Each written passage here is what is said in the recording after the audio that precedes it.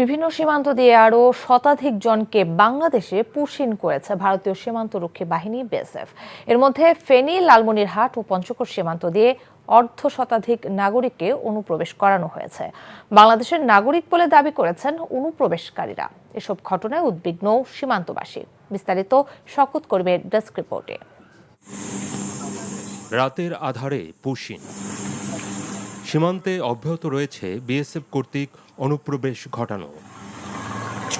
ফেনীর ছাগলনাইয়া ও ফুলগাছি সীমান্ত দিয়ে ২৪ জন এবং কুমিল্লা সীমান্ত দিয়ে পুশিন করানো হয় নারী শিশুসহ ১৩ জনকে।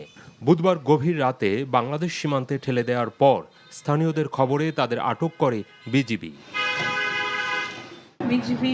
কর্তৃক আমাদের জানানো হয়েছে যে ১৩ জন নাগরিককে পুশিন করা হয়েছে বাংলাদেশে। তো এদের তথ্য যাচাই বাছাইয়ের কাজটা চলমান আছে। সদস্য সরকার এই নিয়ে কনসার্ন আছেন।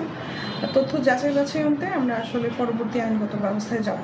অন্যদিকে লালমনিরহাটের পাটগ্রামের ২ সীমান্ত দিয়ে অনুপ্রবেশ করেছে নারী শিশুসহ ২০ জন। বিজিবি জানায়, বুধবার রাতে বিএসএফ ও ভারতীয় পুলিশ পাটগ্রামের গাটিয়ার ভিটা ও ঝালাঙ্গি সীমান্ত দিয়ে অনুপ্রবেশ করায় তাদের।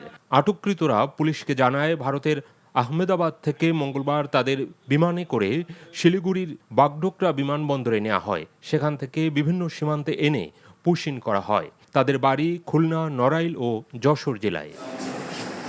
বিজিবি আমাদের কাছে ২০ জনকে হস্তান্তর করেছে। তার মধ্যে ১১ জন মহিলা, ৭ জন বাচ্চা, ২ জন পুরুষ। তাদের বাংলাদেশি নাগরিকত্ব যাচাই বাছাই চলছে। এছাড়া বিজিবির হেফাজতে রয়েছেন পঞ্চগড়ের জয়দরভাঙা সীমান্ত দিয়ে অনুপ্রবেশ করানো ২১ জন।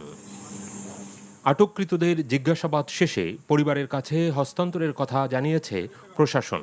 বিএসএফের এমন পুশিন আইন বহির্ভূত বলছেন মানবাধিকার কর্মীরা। শওকত করিম, এনটিভি নিউজ ডেস্ক। এই ঈদে জামা জুতো অ্যাক্সেসরিজের ডিসকাউন্ট।